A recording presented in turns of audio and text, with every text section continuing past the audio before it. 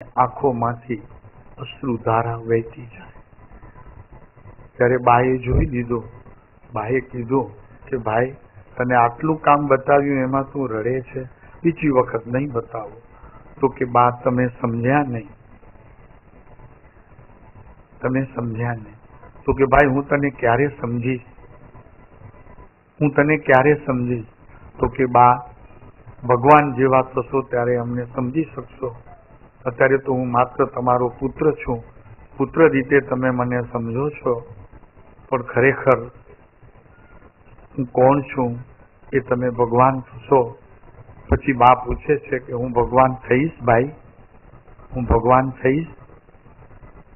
ત્યારે કહે છે કે બા, હમણાં પણ ભગવાન છો, પણ અમે જોઈ લીધું છે અમારા અંતરમાં, પણ તમે પણ ભગવાન થવાના છો। તો કે ભાઈ, બસ મારે પછી શું જોઈએ બીજું?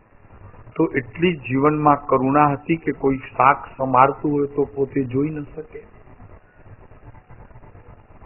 અને એક વખત પ્રસંગ આવ્યો પોતાને શાક સંભાળવાનું, તો આમ ચોધાર આંસુએ રડે। પછી એક વખત એક ભાઈએ દેવામાને પૂછ્યું કે કઈ ભાઈની કોઈ ખાસ વાત હોય તો કરો ને। પોપટભાઈ આપણા વડવા વાળા, એમણે પૂછ્યું તો કે ભાઈની કોઈ વાત, ભાઈ કહેતા, બા છે ને દેવામાં, એમને ભાઈ કહેતા, તો કે ભાઈની કોઈક વાત કરો ને કે। તો કે બીજું તો ઘણું બધું છે, પણ એક વાત મને એટલી કે સ્પર્શી ગઈ છે ભાઈની, કે ભાઈએ કોઈ દિવસ હાથ ધોઈ અને હાથને પાણી હોય ત્યાં સુધી આમ મરડતા મેં જોયા નથી। જુઓ દશા, આ જ્ઞાનીનો બહિરંગ આચરણ અંતરંગ આચરણને પ્રસિદ્ધ કરે છે તો બહિરંગ કાર્ય। તો કે ભાઈ, પાણી હાથમાં જ્યાં સુધી સંપૂર્ણપણે સુકાઈ ન જાય ત્યાં સુધી એ હાથને આવી રીતે અમે મરડતા અમે જોયો નથી। પોપટભાઈ તો આ સાંભળી અને તરત જ એટલા બધા ગદગદ થઈ ગયા। આ તો એમના દેહ છૂટ્યા પછીની વાત છે, નહીતર તો એ પુરુષ એવો હતો પોપટભાઈ કે ભગવાનના જઈને તરત જ જ્યાં ભગવાન હોય ત્યાં પહોંચીને હાથને ચૂમી લે। તો કે પ્રભુ, એક મિનિટ તમારું હાથ તો આપો મને।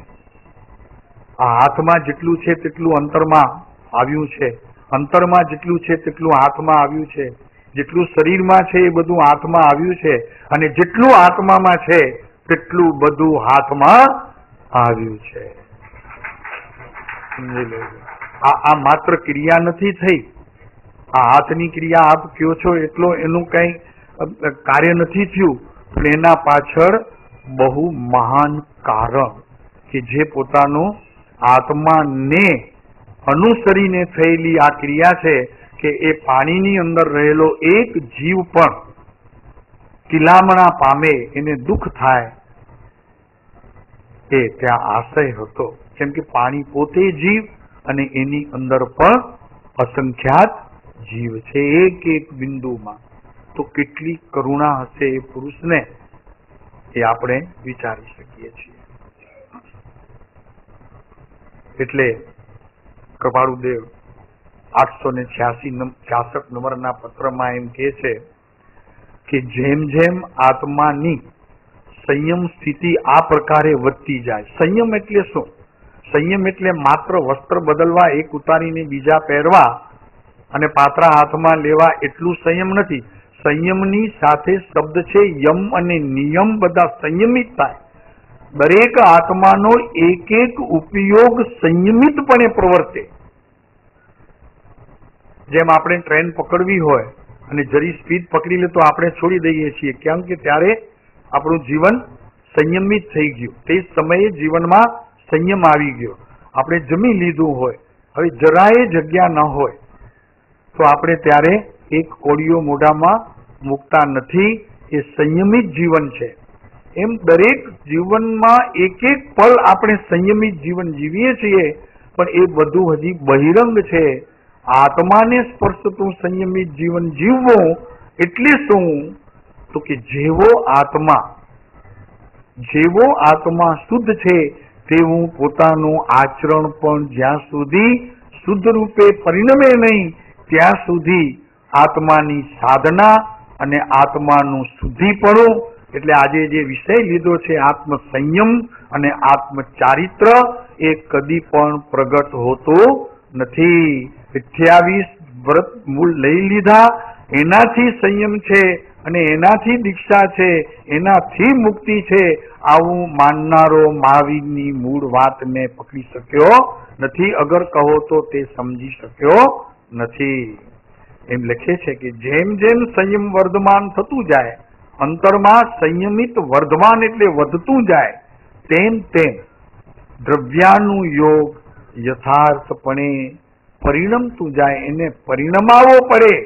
28 મૂળ ગુણ વ્રત દ્વારા એને પરિણમાવવું પડે, એમ નહીં પરિણમી જાય. સહજ ક્રિયા છે.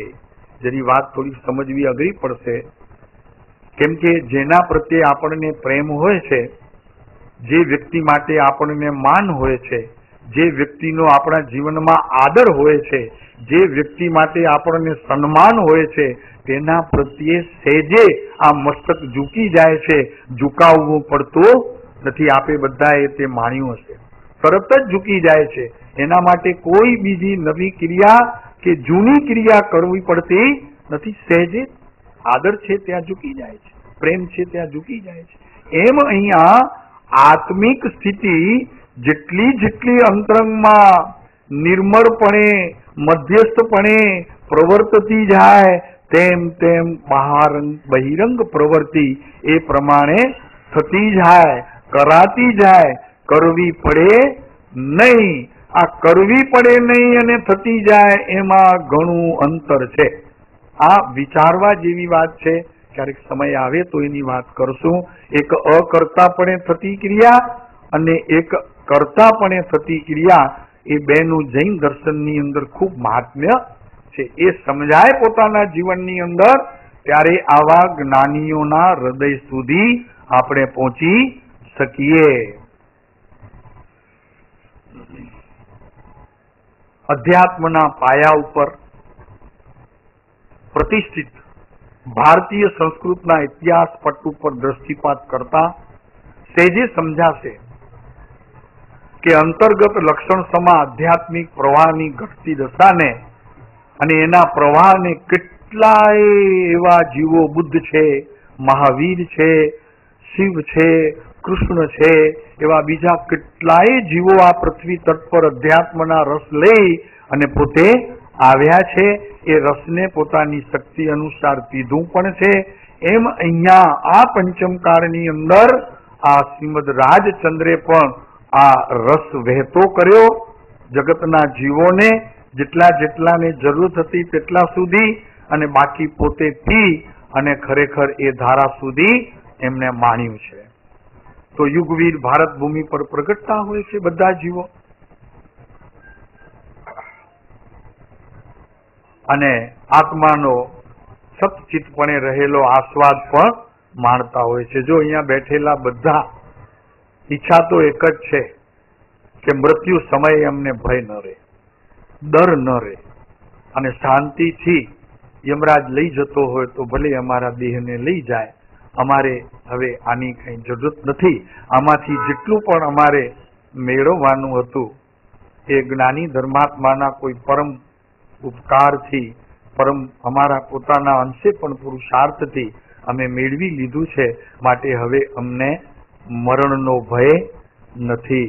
જેને મરણનો ભય નથી તે મહાવીરની વાત સમજ્યો છે. હવે જરી સમય બદલાયો. જેને મરણનો ભય ગયો તેને ખરેખર શ્રીમદ રાજચંદ્રને સમજો, એમ કહેવામાં હવે કઈ જરા પણ મોડું નથી. આ સ્થિતિ જ્યાં સુધી આપણા જીવનમાં નથી આવતી ત્યાં સુધી સમજવું કે ન હું જ્ઞાનીને ઓળખ્યું છું, ન જ્ઞાનીના આચરણને જાણ્યો છું, ન જ્ઞાનીના વચનોને મેં જાણ્યા છે, ન તીર્થંકર ભગવાનને જાણ્યા છે.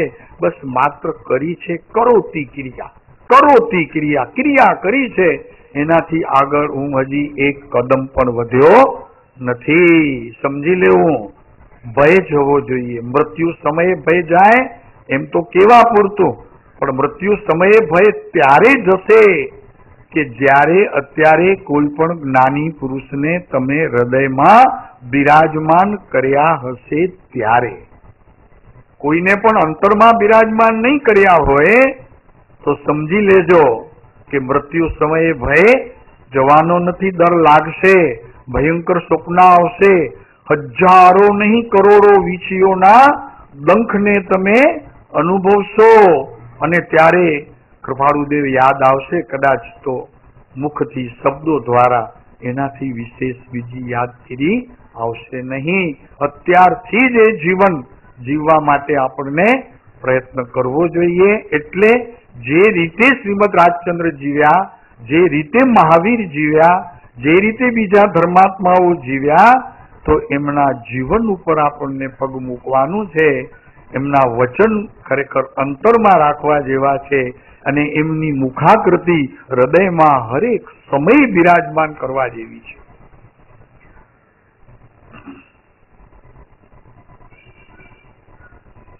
શ્રીમદ એક જગ્યાએ પોતે લખે છે, કૃપાળુદેવના વચનો છે. એટલે ક્યારેક અમે શ્રીમદ કહીશું કેમ